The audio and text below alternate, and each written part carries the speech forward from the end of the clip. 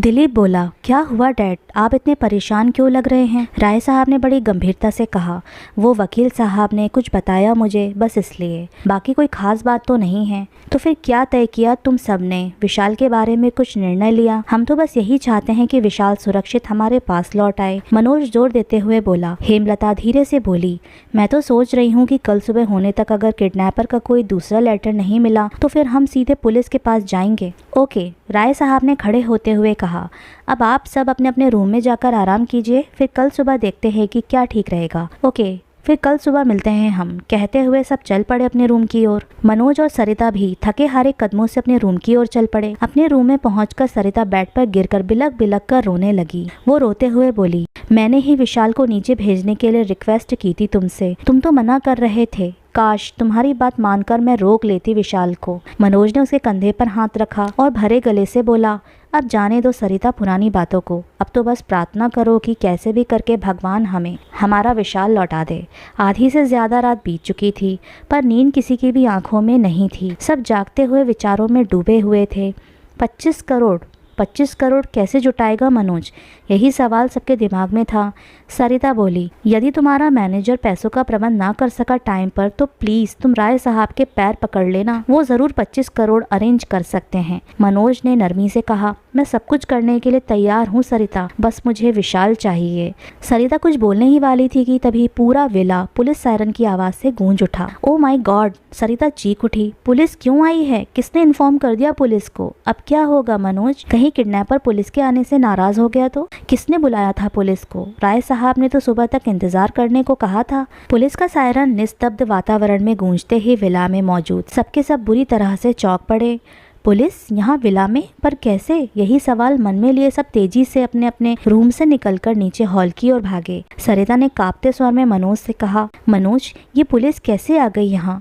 किसने खबर कर दी पुलिस को? अब मेरे विशाल का क्या होगा? मनोज साहस बनाते हुए बोला, चलो चलकर देखते हैं नीचे, हो सकता है पुलिस किसी दूसरे मैटर की वजह से यहाँ आई हो। जब दोनों नीचे पहुंचे तब तक बाकी रिश्तेदार भी आ गए थे वहाँ पर।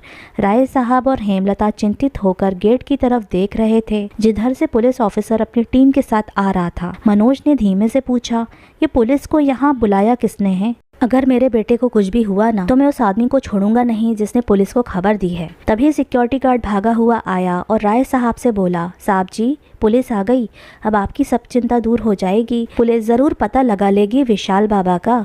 क्यों, तुमने कॉल किया पुलिस को? राय साहब चौंक उठे। तभी पुलिस ऑफिसर हॉल में आ पहुंचा और राय साहब को देखकर वो बोला, हेलो राय साहब, आपके विला के गार्ड ने पुलिस स्टेशन पर कॉल करके सूचना दी कि कोई लापता हो गया है। क्या आप बताएंगे कि कौन मिसिंग है और कब से है? राय साहब ने गंभीरता से ऑफिसर को देखते हुए कहा, आइए ऑफिसर, आप पहले आराम से बैठ जाइए, फिर मैं सब बताता हूँ आपको। Please be seated. ऑफिसर अपनी टीम सहित हॉल में आकर बैठ गया। सभी रिश्तेदार संजीदगी से चुपचाप खड़े थे। राय साहब ने कहना शुरू किया, पहले आपका परिचय मैं अपने रिश्तेदारों से करवा देता हूँ। ये है मनोज जो मेरे सगे बड़े भाई का बेटा है, और ये उसकी वाइफ सरिता, और उसकी बगल में खड़े हैं रूपेश, गौतम और भावेश जो मेरे चचेरे भाई के बेटे हैं, और उनके पास खड़ी है अंजलि, सोनल और मंजरी, उनकी बीवियां। इधर कॉर्नर में खड़ी है मेरी चचेरी बहन विशाखा और उसका पति राजीव। ओह, क्या कोई फैमिली गेट टुगेदर हो रहा है आपके यहाँ जो सब रिश्तेदार इकट्ठे हैं?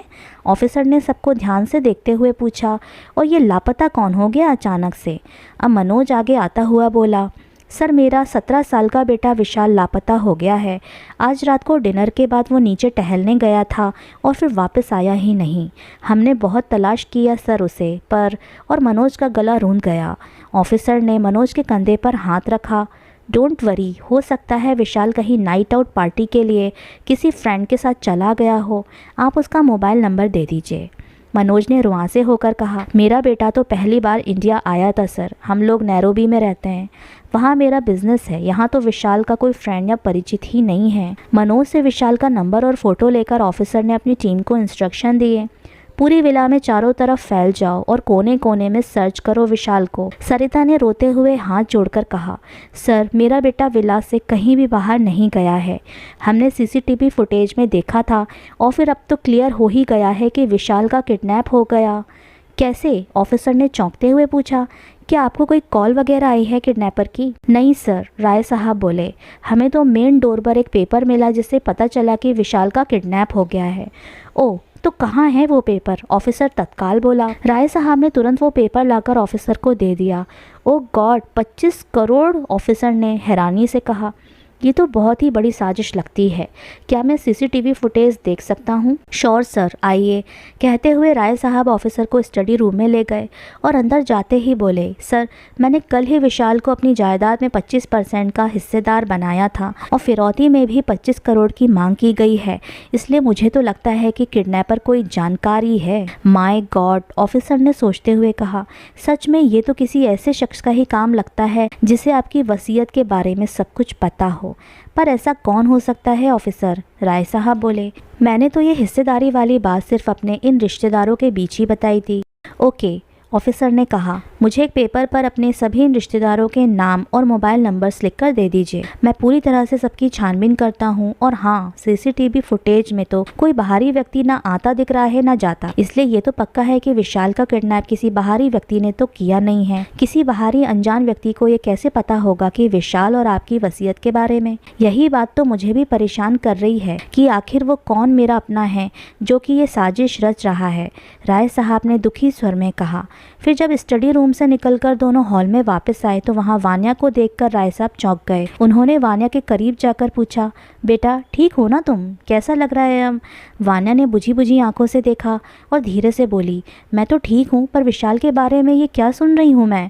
राय साहब के बोलने से पहले ही ऑफिसर ने वान्या की ओर इशारा करते हुए कहा, आपका परिचय और क्या हो गया था इनको? तबीयत ठीक नहीं क्या इनकी? मनोज बोल पड़ा, सर, ये मेरी बेटी वान्या है। आज शाम जब ये लॉन में घूम रही थी तो किसी ने पीछे से क्लोरोफॉर्म सुंघाकर इसे बेहोश कर दिया था।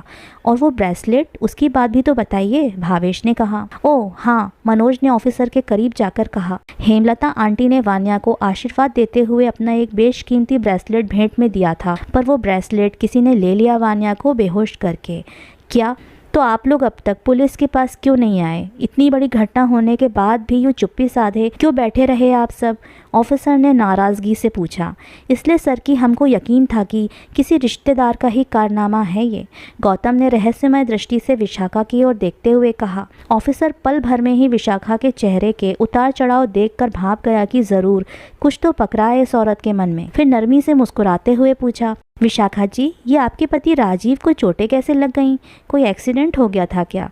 नहीं सर, नहीं, राजीव जल्दी से बोला, वो तो बस में सड़क पर पानी की वजह से फिसलकर गिर पड़ा था। बाप रे, इतना उल्टा बयान, रूपेश ने अचरज से कहा। आप तो हमें बता रहे थे कि आपकी गाड़ी पर कुछ गुंडों ने हमला करके आपका बैग लूट लिया था। राजीव ये सुनते ही दांत पीसते हुए गुस्से से रूपेश को घूरने लग गया। अफसर ने कड़े लहजे में राजीव से पूछा, कानून को गलत जानकारी देना संगीन अपराध है। सीधे सीधे सच बताइए कि ये चोटें आपको कैसे लगी हैं और क्या आप विशाल के गायब होने के पहले बाहर गए थे या फिर उसके बाद? अब विशाखा सामने आ गई।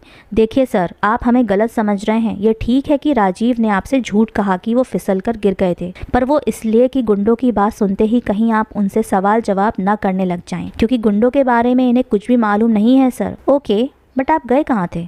ऑफिसर ने पूछा, और लौटे भी बहुत देर रात को।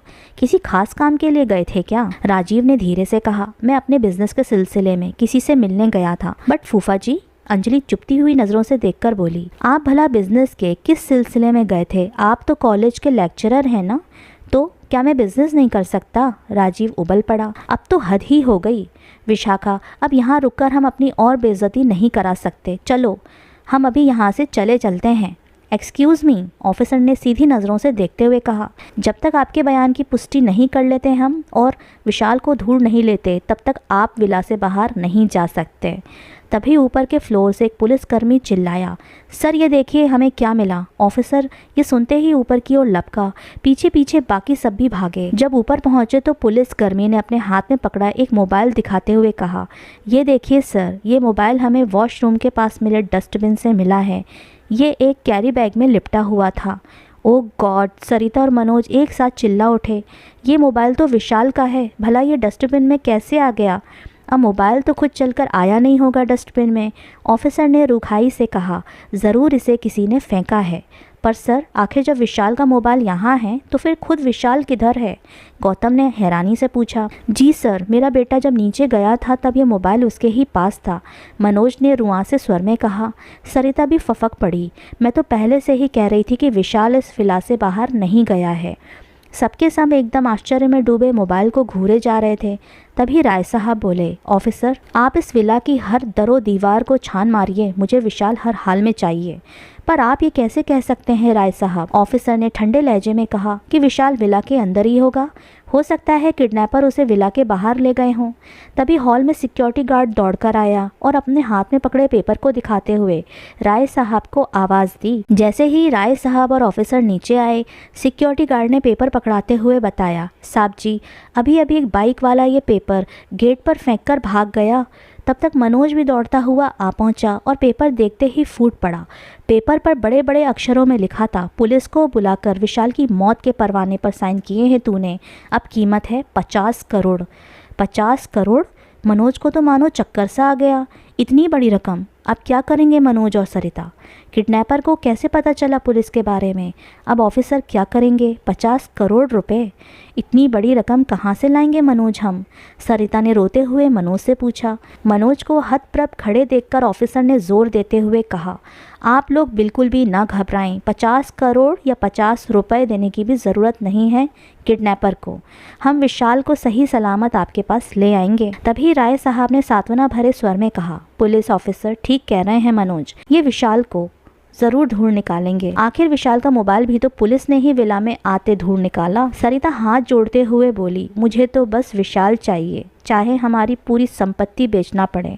अगर पैसे देकर विशाल सुरक्षित मिलेगा तो हम अपना सब कुछ बेच देंगे। वही तो प्रॉब्लम हो रही है सरिता, मनोज ने रुआंसे होकर कहा। मेरे मैनेजर ने मैसेज किया है कि तत्काल तो 5 करोड़ से ज़्यादा का इंतज़ाम नहीं हो पाएगा। ओ गॉड, फिर हम इतनी बड़ी रकम कहाँ से लाएंगे? सरिता फफक कर बुरी तरह से रोने लगी। अंजलि, सोनल और मंजरी उसे चुप कराने का प्रयास करने लगी। हेमलता ने भावुक स्वर में कहा, विशाल को राय साहब ने अपनी जायदाद में हिस्सेदार बनाया है। अगर ज़रूरत पड़ी तो हम कहीं से भी रुपयों का इंतजाम करेंगे, पर विशाल को कुछ नहीं होने देंगे। ये सुनते ही विशाखा धीरे से कह उठी, भाभी, रकम कोई 25 या 50 लाख नहीं है, 50 करोड़ है। इतना सारा कैश भला राय साहब? बीच में ही विशाखा की बात को काटते हुए भावेश बोल पड़ा, तो बुआ जी आप क्यों इतनी व्याकुल हो रही हैं 50 करोड़ के नाम से? आपसे तो मांग नहीं रहे हैं कोई। राजीव होंठ चबाते हुए बोला, तो तुमसे भी तो नहीं मांग रहा ना कोई, फिर तुम्हारे पेट में क्यों दर्द हो रहा है? तभी ऑफिसर ने कड़कते हुए लहजे में कहा, यहाँ किसी की जान मुसीबत में है और आप लोगों को आपसी छींटा कसी से ही फुर्सत नहीं। राय साहब अब सख्त आवाज़ में सबको संबोधित करते हुए बोले, कितनी शर्म की बात है कि पुलिस हमारी हेल्प करने में जी जान से जुटी है और हम से व्यर्थ की बातों में उलझकर वक्त बर्बाद कर रहे हैं। भूलो मत कि अभी एक एक पल की अहमियत है। ये सुनते ही सब एकदम से खामोश हो गए, सबकी नज़रें झुक गईं। अब ऑफिसर ने अपनी टीम से कहा, विशाल के रूम में जाकर उसकी हर चीज़ अच्छे से चेक करो, हो सकता है कि हमें कोई सुराग मिल जाए। फिर ऑफिसर ने विशाल के कॉल रिकॉर्ड निकालने के लिए अपने ऑफिस में फ़ोन किया और जल्दी से जल्दी मोबाइल की डिटेल्स भेजने को कहा। विशाल के सामान में कोई संदिग्ध चीज़ नहीं मिली। मनोज बोला, ऑफिसर, हम तो यहाँ राय साहब के बुलावे पर महज 1 हफ्ते के लिए इंडिया आए थे, इसलिए विशाल के सामान में तो बस एक कपड़ों का ही बैग है रूम में। ऑफिसर ने शांत स्वर में कहा, डोंट वरी, अभी तो हम जा रहे हैं, पर 2 पुलिस कांस्टेबल तैनात रहेंगे ड्यूटी पर यहाँ, और कल सुबह होते ही हम सब फिर विला आते हैं। तब तक कॉल रिकॉर्ड भी आ जाएगा, तो हमें बहुत हेल्प हो जाएगी विशाल को ढूंढने में। और हाँ, यदि हमारे जाने के बाद आपको किडनैपर का कोई मैसेज वगैरह मिलता है तो तुरंत हमारे कांस्टेबल को बताइएगा, और किसी भी हालत में किडनैपर से कोई गुपचुप समझौता मत कीजिएगा, नहीं तो विशाल की जान को खतरा हो सकता है। आप बिल्कुल निश्चिंत रहें सर, राय साहब बोले, हम किडनैपर का मैसेज आते ही पुलिस को इन्फॉर्म करेंगे। ओके, ऑफिसर ने कहा, तो फिर अब हम चलते हैं, आप लोग अलर्ट रहिएगा, सी यू टुमारो। पुलिस के जाते ही राय साहब ने सब रिश्तेदारों को चेतावनी सी देते हुए कहा, अब सबके सब अपने अपने रूम में जाएंगे और कल पुलिस के आने से पहले कोई भी रूम से बाहर नहीं निकलेगा। सबकी चाय और ब्रेकफास्ट कमरे में ही पहुंच जाएगा। फिर वान्या को लेकर सरिता और मनोज ऊपर जाने लगे तो हेमलता बोल पड़ी, अरे वान्या को भला क्यों ले जा रहे हो तुम ऊपर? इसे यहीं हमारे ही पास वाले रूम में रहने दो, उसे वैसे भी आराम और सुरक्षा की ज़रूरत है। मनोज बोला, सॉरी आंटी, बट मुझे लगता है कि वान्या को अकेला छोड़ना ठीक नहीं होगा। वहाँ रूम में वो अपनी मम्मी के साथ सेफ रहेगी। हेमलता ने धीरे से कहा, अब जैसा तुम ठीक समझो। फिर कुछ ही देर में राय साहब और हेमलता के सिवा सबके सब ऊपर के फ्लोर पर अपने अपने रूम की ओर चल दिए। अपने रूम में पहुंचते ही मनोज ने मैनेजर को मैसेज किया और पैसों का इंतज़ाम करने के लिए इंस्ट्रक्शन दे दिए। तभी वान्या बोली, मॉम, मुझे अब तक ये समझ में नहीं आ रहा है विशाल को कोई कैसे किडनैप कर ले गया। उसे तो कोई जानता भी नहीं इंडिया में। सरिता मौन होकर आंखें मूंदे लेट गई। उसे चुप देखकर वान्या पास आकर कहने लगी, मॉम, आपके अनुसार विशाल को किडनैपर ने विला में ही कहीं रखा हुआ है, लेकिन कहाँ हो सकती है वो जगह जो ना तो हमारी नज़र में आई और ना ही पुलिस के। अब सरिता उठकर बैठ गई। वो तो मैं कह नहीं सकती कि विशाल इस वक्त कहाँ पर है, लेकिन मेरा दिल कह रहा है कि विशाल विला से कहीं बाहर भी नहीं गया है, वो इसी विला में ही मौजूद है। तो फिर क्यों ना हम खुद चलकर ऊपर की मंजिल और टेरेस की एक बार तलाशी ले लें, वान्या ने गंभीरता से कहा। हो सकता है तलाशी के दौरान पुलिस से कोई कमरा या कोई कॉर्नर छूट गया हो, मनोज ने हताश स्वर में कहा। कितनी बार तो खोज चुके हैं हम, समझ में नहीं आ रहा है कि आखिर विला के किस कोने में लुप्त हो गया है विशाल। वान्या खड़ी होती हुई बोली, मैं तो जा रही हूँ विशाल को ढूंढने, इस तरह चुपचाप नहीं बैठा जाएगा मुझसे। और वो अपना मोबाइल लेकर रूम के बाहर जाने लगी। तभी सरिता भी उठ खड़ी हुई। तुम ठीक कह रही हो वान्या, हमें चलकर खोजना चाहिए। मनोज बोला, ओके, तुम दोनों ऊपर जाकर ढूंढो और मैं नीचे पोर्शन में देखता हूँ। फिर तीनों ही रूम से निकलकर चल पड़े। बाहर हद से भी ज़्यादा सन्नाटा पसरा हुआ था। मनोज दबे पांव सीढ़ी उतरने लगा। उसकी चौकन्नी नज़रें चारों ओर देख रही थीं। मनोज को डर भी था कि कहीं राय साहब ना जाग जाएं, इसलिए वो ज़रा भी आहट किए बिना नीचे हॉल में पहुँच गया। सरिता और वान्या दोनों ही टॉप फ्लोर पर एक एक कोने को टॉर्च की रोशनी में अच्छे से देख रहे थे। तभी अचानक उन्हें नीचे फ्लोर से किसी रूम से कुछ सुगबुगाहट सुनाई दी। सरिता धीमे से बोली, ये कौन है जो इतनी रात को बातें कर रहा है? कहीं कोई गड़बड़ तो नहीं है? वान्या ने फुसफुसाते हुए कहा, हम चलकर देखते हैं नीचे। और वे दोनों चुपचाप धीरे धीरे सीढ़ियां उतरने लगीं। अभी 2-4 सीढ़ी ही उतरी होंगी कि वान्या का मोबाइल बज उठा। ओह, वान्या ने जल्दी से कॉल पिक किया। मनोज का कॉल था। हेलो वान्या, कुछ नज़र आया क्या तुम लोगों को ऊपर? वान्या बोली, नहीं डैड, पर जब हम लोग टॉप फ्लोर पर थे तो हमें नीचे वाले फ्लोर से कुछ सुगबुगाहट सी सुनाई दी थी। हम वही देखने जा रहे हैं कि आखिर क्या हो रहा है वहाँ। मनोज ने चौंकते हुए पूछा, आवाज़ किस तरफ से आ रही थी? वान्या बोली, नीचे के कॉर्नर वाले पोर्शन से। ओह, उधर तो विशाखा का रूम है शायद, मनोज ने कहा। रुको, मैं भी आता हूँ अभी वहाँ, फिर हम साथ में ही जाएंगे, नहीं तो हो सकता है कि तुम भी खतरे में पड़ जाओ। ओके डैड, वान्या बोली, हम आपका यहीं पर वेट करते हैं, आपके साथ ही नीचे जाएंगे। और कॉल कट करके फिर से सरिता से बोली, डैड यहीं आ रहे हैं, फिर हम साथ ही जाकर देखेंगे नीचे वाला फ्लोर। ओके, सरिता ने कहा और बेताबी से मनोज की प्रतीक्षा करने लगी। मनोज के आते ही तीनों चल पड़े नीचे के फ्लोर पर वहां पहुंचते ही कॉर्नर के एक और बड़े रूम से चीखने की आवाज़ आई। चीख की आवाज़ सुनते ही तीनों दौड़ते हुए उस रूम की ओर भागे। तब तक उनके कदमों की आवाज़ और रूम से आ रही चीख की आवाज़ से दूसरे रिश्तेदार भी रूम से बाहर निकल आए और विशाखा की रूम की ओर दौड़ पड़े। मनोज, सरिता और वान्या तीनों ही विशाखा के रूम का दरवाज़ा खटखटाने लगे, पर दरवाज़ा किसी ने नहीं खोला अंदर से। तब तक बाकी रिश्तेदार भी जमा हो गए। भावेश बोला, हमें दरवाज़ा तोड़ देना चाहिए, क्या पता अंदर क्या हो रहा हो। गौतम और रूपेश भी सहमत होकर मनोज से बोले, यही सही रहेगा, हमें दरवाज़ा तोड़ना चाहिए।